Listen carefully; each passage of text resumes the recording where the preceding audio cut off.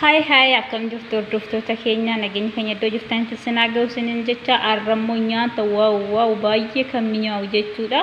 Nyaata baay'ee namatti tolu akkamitti akka hojjennu maqaan isaas maal akka ta'e amma dhumaatti wal wajjin ilaallu. Maqaan isaa masagga'aa jedhama afaan Arabaatiin sinin jedha. Akkamitti nyaata bareedaa kan akkamitti akka hojjennu amma dhumaatti wajjin tura sinin jedha.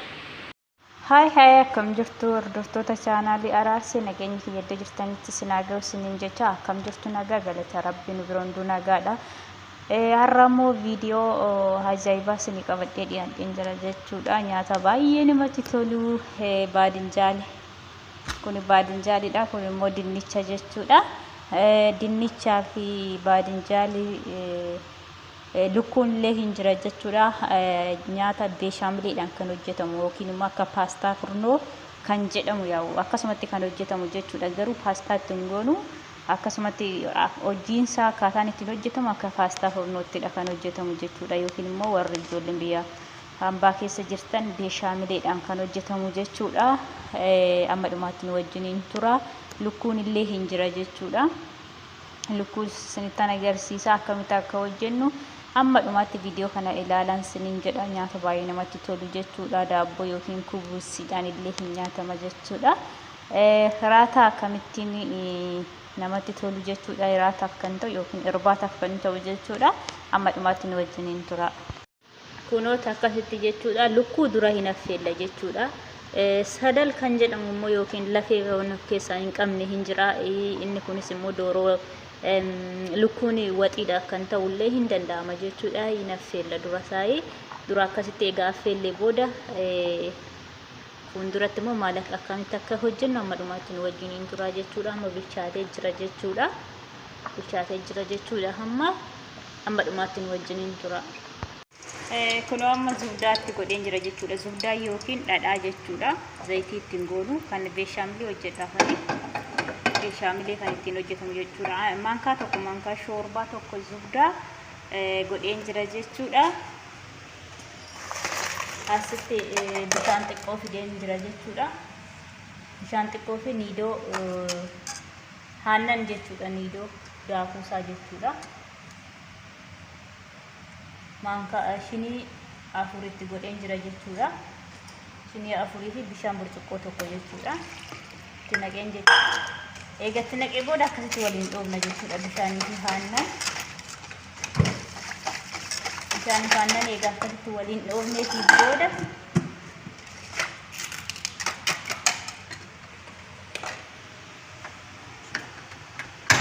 dura deebinee asirratti naqna jechuudha. Dhadhaan isin irratti naqee jechuudha. Dhadhacha irratti deebinee naqna jechuudha. Masagga'aa yookiin immoo paastaa furnoo akkamitti akka hojjetamu jechuudha. Yaa kun laaliidha jechuudha. Xiqqoo ishee ashaboo maankaa gimmaasha maankaa walakkaa itti goona jechuudha. Ashaboo itti goona jechuudha. Egaa ashaboo itti gooneeti booda hin daffa jechuudha. Kuni waliin dhoofna.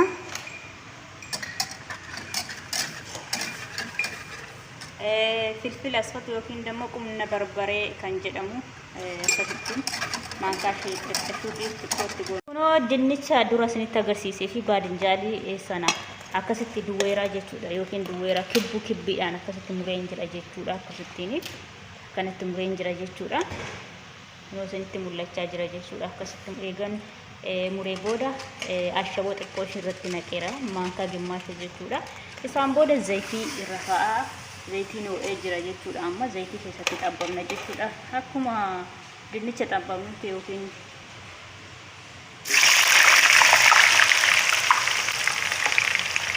xabbamna jechuudha.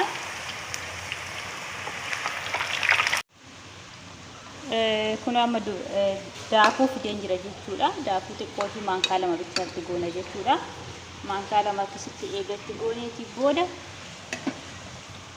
maankaa lamatti goona jechuudha. Daakuu maaliif akka nuuf fudhatu jechuudha. Aannanii fi zubdaa wayiin immoo dhadhaa dura irratti godhee sanarratti daakuu maankaa lamatti goona jechuudha. Asirratti maaliif booda bisee irratti naqnu nuuf fudhata jechuudha. Akkasittiin Kan ammoo yookiin akka ximeetittis hojjechuu dandeessu yaa. Maajii tokko itti godheera.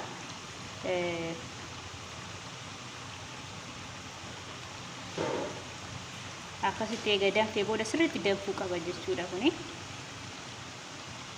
Sirriitti maaliif daakuu waan qabuuf bilchaachuu qaba jechuudha sirriitti. Maajii shunkurtii bilcheessinee tura jechuudha. Shunkurtii dooroon lukkuun dura sinitti agarsiise sana immoo akkasitti godheen jira jechuudha. Akkasitti addaan kukkutee wayiin immoo addaan babbaasee jira jechuudha. Baay'ee kan hin barbaadu. Bilchaatee jira jechuudha kuni. Bishaaniin akkuma dura sinitti agarsiisetti bilchaatee jira, addaan babbaasee jira jechuudha. Achi booda shunkurtiin eega bilchaateetii booda shunkurtii irratti namna jechuudha.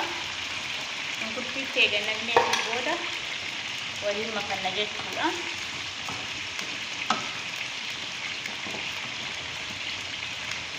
Eega waliin makneetii booda asii qimamiin hin jira jechuudha. Kun immoo qunna barbaree, maajii, kurkum yookiin hirdiidha jechuudha. Kun immoo zanjambila daakameedha jechuudha. Kan daakame zanjambila yaa hundi keessan hin beektu.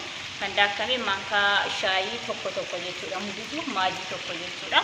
Isaan booda akkasitti asirratti godhanna jechuudha.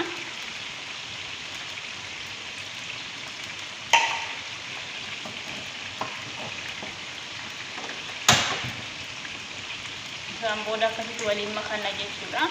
Hin bilchaata.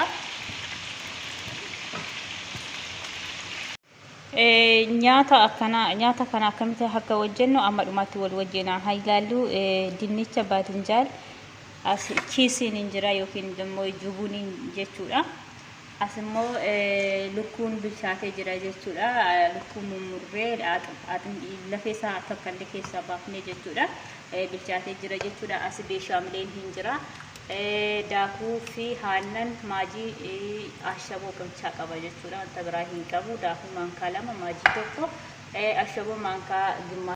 Asirratti xiqqoo ishii maankaa cilfaa tokko asirratti naqanna jechuudha. Jala isaati jechuudha. Beeshaamilee akkasitti waliin makanna jechuudha. Eega wal fudhatee booda akkasittiin dinnicha irratti dardararna jechuudha. Dinnicha akkasitti irratti dardarra.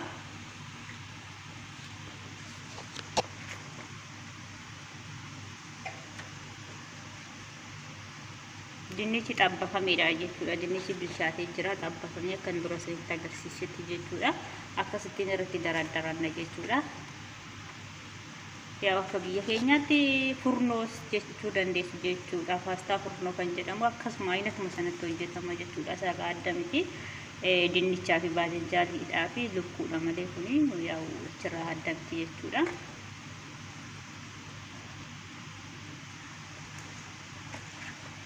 Akkasumatti irratti buunna jechuudha. Maaliif dura dinnicha dura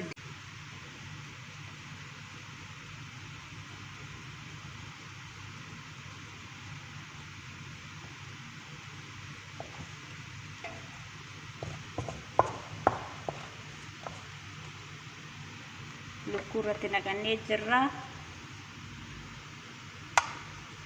Isaan booda dinnicha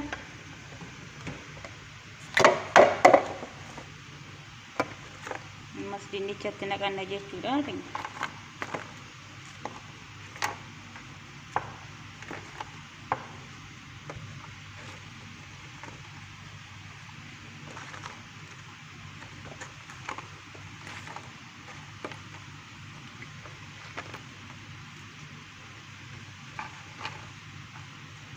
Yaa obsaan nu dhaggeeffadha, obsaan nu laalaayi turree jira jechuudha.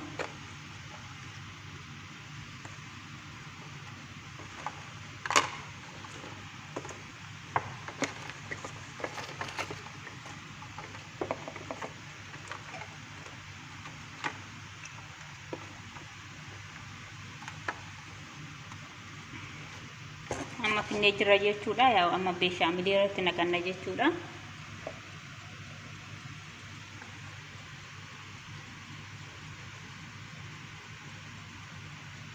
Akkasittiin eega naqanneetii booda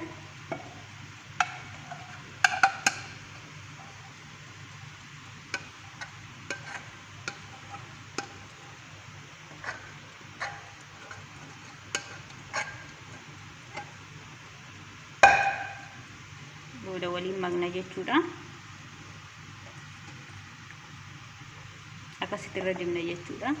Dinnichii fi baadinjaaliin sun dhokatuuf jecha.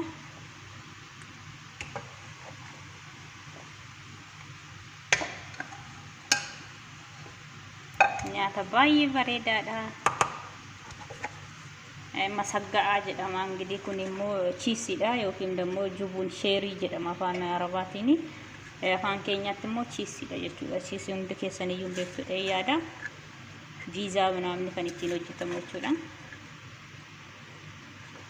Akkasitti irratti naqanna jechuudha. Xumurri jira እንግዲህ amma afroonii keessa galchuutu jira. Kanadha jechuudha. Kan viizaa chiisiidha jechuudha kuni. Talchi ta'ee baradoo ta'ee jira maaliif firiija keessa waan tureef jecha xiqqootii wal qabatee jira jechuudha. Amma እንግዲህ afroonii keessa galchuutti jira.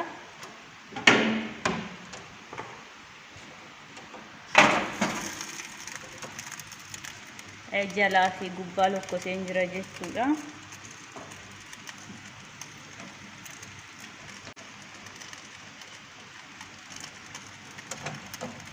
Bakka inni jira jechuudha. Kunoo bilchaatee jira jechuudha. Amma kunoo bilchaatee jira akkasittiin jechuudha. Hin baafna jechuudha amma. Kun akkanatti bilchaatee jira jechuudha. Hiriyoota kiyyaa እንግዲህ amma dhumaatti waan wajjin turtanii guddaa galatooma. Chaanaalii kiyya subscribe naaf godha, like share naaf godha. Video biraatiin amma walitti deebinutti turtii gaarii.